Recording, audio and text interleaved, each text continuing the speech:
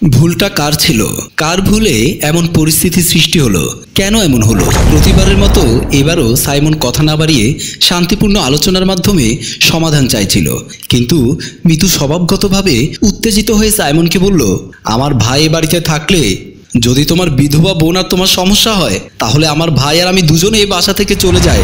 Simon বলল, আমি কিন্তু কাউকে বাসা থেকে যাবার কথা বলিনি। আমি বলতে চাইছি মিরাজ শান্তার রুমে অহেতুক পারমিশন না নিয়েই ঢুকে পড়েছে। দুদিন শান্তার শরীরে হাত দিয়েছে। মিতু বলল, এক হাতে কিন্তু তালি বাজে না, বুঝলে? তোমার বোন বিধবা, আমার ভাই অবিবাহিত। তোমার বোন আমার ভাইয়ের গলায় ঝুলার ফন্দি করছে না তো আবার? সাইমন বলল, দেখো মিতু, আমি শান্তাকে ভালো করে চিনি। ও সেই ধরনের মেয়ে না। তৌহিদ মারা গেছে 4 বছর হলো। আমি আর বাবা অনেক চেষ্টা করেছি আবার বিয়ে দেওয়ার জন্য, কিন্তু শান্তার এক কথা, বিয়ে করবে না। মিতু বলল, তুমি মনে হয় ভুলে গেছো, আমার ভাই মিরাজ কিন্তু ভার্সিটিতে পড়ে। ও চাইলে ভার্সিটির সুন্দরী মেয়েদের সাথে প্রেম টেম গেম সবকিছুই করতে পারে।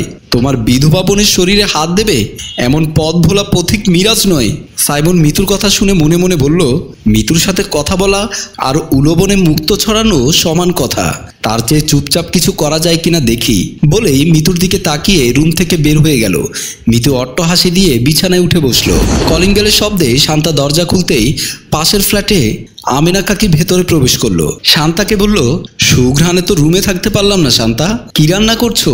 শান্তা বলল, কাকি, কাচকি মাছ বেগুন দিয়ে চচ্চড়ি আর রুই মাছের মাথা দিয়ে মুড়ি ঘন্ট। খাবারের নাম শুনে ঝর্ণার জিভে যেন পানি চলে এসেছে। শাড়ির আঁচলে লুকিয়ে রাখা একটা বাটি বের করে বলল, বুঝলে শান্তা, চুলে পাক ধরলে কি হবে? নাক আর কান কিন্তু এখনো ঠিক মতোই কাজ করছে। এই 6 তলার যে কোন ফ্ল্যাটে যাই রান্না হোক না কেন, সুঘ্রাণ কিন্তু আমার নাকে আসবেই। এই নাও বাটি, একটু কাচকি মাছের চচ্চড়ি দিয়ে বাটিটা ভরে দাও। যে ঘ্রাণ, পেট ভরে না খেলে তো তৃপ্তি পাবো না। শান্তা বলল, আচ্ছা কাকি, দিচ্ছি বলেই বাটি নিয়ে রান্নাঘরে চলে গেল। এমন সময় রুম থেকে মিতু বের হয়ে দেখলো পাশের ফ্ল্যাটের কাকি ড্রয়িং রুমে দাঁড়িয়ে আছে। ঝর্ণা মিতুকে দেখে হাসি দিয়ে বলল, বৌমা, তুমি কেমন আছো? মিতু বলল, ভালো, আপনি কেমন আছেন? ঝর্ণা বলল, আর ভালো, আজ এই সমস্যা কাল ওই সমস্যা লেগেই থাকে, শরীর আর চলে না বাপু। মিতু বলল, তা কি মনে করে আসলেন? ঝর্ণা বলল, এমনি এসেছিলাম আর কি। এসে দেখি তোমার সারা বাসা থেকে কাচকির চচ্চড়ি সেই সুঘ্রাণ বের হচ্ছে। আর শান্তা বলল, কাকি, চচ্চড়ি খাবেন? তাই আর কি বাটি নিয়ে আসলাম। শান্তা বাটি নিয়ে এসে কাকির হাতে দিয়ে বলল, এই নিন। ঝর্ণা বলল, দোয়া করি মন খুলে, বৌমা, তুমি যেন আরো ভালো ভালো রান্না করতে পারো বলেই দরজা খুলে বের হয়ে গেল। মিতু শান্তাকে বলল, এই সংসার আমার, তোমাকে বলা হয়নি যে ঘরের খাবার আশেপাশের মানুষকে দিয়ে দোয়া কামনা করবে? শান্তা বলল, ভাবি, বয়স্ক মানুষ, বাটি নিয়ে এসে চেয়ে বসলো, মুখের উপর কিভাবে না করি বলো? মিতু বলল, ইনকাম তো তুমি করো না, তোমার তো মায়া লাগাই স্বাভাবিক। কাউকে কিছু দিতে ইচ্ছে হলে নিজের সংসারে গিয়ে দাও বলেই মিতুর রুমে চলে গেল। শান্তা মিতুর কথায় খুব কষ্ট পেল, চোখের পানি ছলছল করছে, তবুও নিজেকে সামলে নেওয়ার চেষ্টা করছে। পরের দিন সকালবেলা মিরাজ সোফায় বসে টিভি দেখছিল। এমন সময় শান্তা চা নিয়ে এসে মিরাজের হাতে তুলে দিতেই মিরাজ শান্তার হাত ধরে বলল, তোমাকে না আজকে খুব সুন্দর লাগছে। শান্তা হাতটা ছাড়িয়ে নেবার চেষ্টা করছে, মিরাজ আরো শক্ত করে ধরেছে। শান্তা বলল, আপনি কিন্তু অসভ্যতা করছেন, ছাড়ুন। মিরাজ বলল, রাতে দরজাটা খোলা রাখলে সমস্যা কি? আমি না হয় এতদিনের উপোস বেআইনের শরীরে জ্বালা নিভিয়ে দিয়ে আসতাম। শান্তা বলল, ছাড়ুন আমাকে, আমি কিন্তু চিৎকার দেব। মিরাজ হাত ছেড়ে দিল। শান্তা নিজের রাগ সামলাতে না পেরে মিরাজের গালে কষে চর বসিয়ে দিয়ে বলল, ভদ্রতা শিখুন, তা না হলে রাস্তাঘাটে জুতো পেটা খাবেন বলেই নিজের রুমে চলে গেল। মিরাজ চর খেয়ে গাল মুছতে মুছতে বলল, আমি চরের বদলে চর দেব না, দেব চুমু, শুধু সময়ের অপেক্ষা। পরের দিন আমিনা কাকি দরজা খুলে ভেতরে ঢুকতেই মিতুকে দেখে কাছে গিয়ে কিছুটা আমতা আমতা করে বলল, বৌমা, কেমন আছো তুমি? মিতু কিছুটা বিরক্ত হয়ে বলল, ভালো আছি। তা কাকি, কিছু বলবেন? আমিনা বেগম বলল, তোমাকে দেখে মনে হয় তোমার মনটা খুব খারাপ, মুখটাও কেমন শুকিয়ে গেছে। মিতু চুপ করে আছে, কোনো কথাই বলছে না।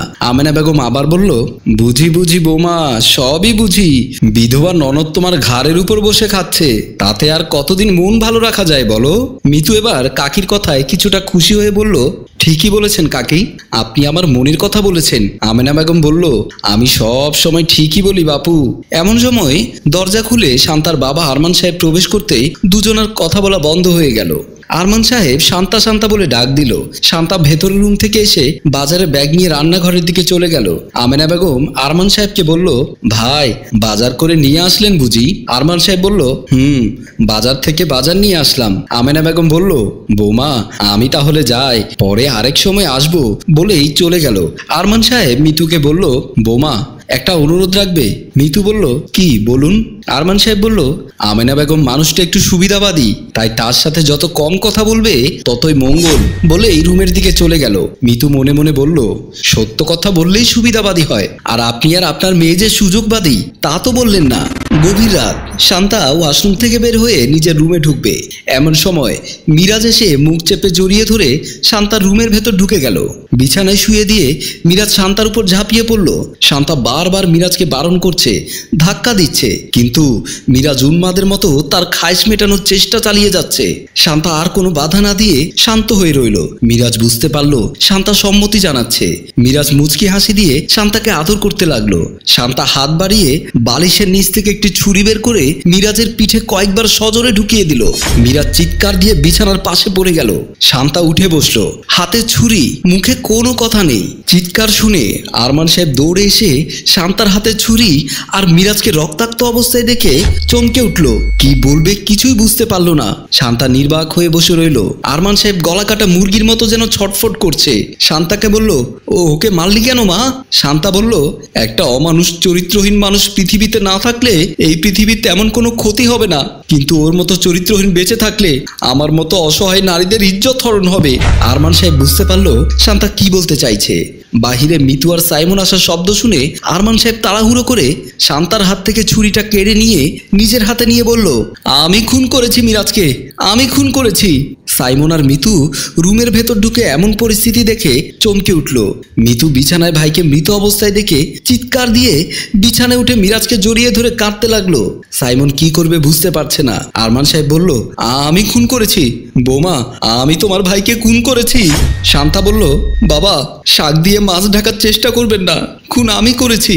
আমি একটা লম্পট চরিত্রহীন মানুষের হাত থেকে নিজের ইজ্জত রক্ষা করতে অস্ত্র হাতে নিতে বাধ্য হয়েছি। সাইমন মিতু অবাক হয়ে শান্তার দিকে তাকিয়ে রইল। সাইমন মিতুকে বলল, আজ এই দিনটা দেখতে হতো না যদি তুমি তোমার ভাইকে একটু শাসন করতে। মিতু ভাইকে ধরে কাঁদছে। শান্তা শান্ত হয়ে পাশে বসে রইল। প্রিয় ভিউয়ার, শেষটা সুন্দর হতে পারত যদি মিরাজ তার চরিত্র সুন্দর করতে পারত। বাস্তবতার সাথে হয়তো গল্পের মিল হয় না, কিন্তু কখনো কখনো গল্প বাস্তবতাকে হার মানায়। গল্পটি ভালো লাগলে লাইক, কমেন্ট ও শেয়ার করুন। গল্পটি রচনায় ফেরদৌস অপু, প্রযোজনায় মঞ্জুর মোর্শেদ, পরিচালনায় বকুল আহমেদ, ক্যামেরায় রিমন।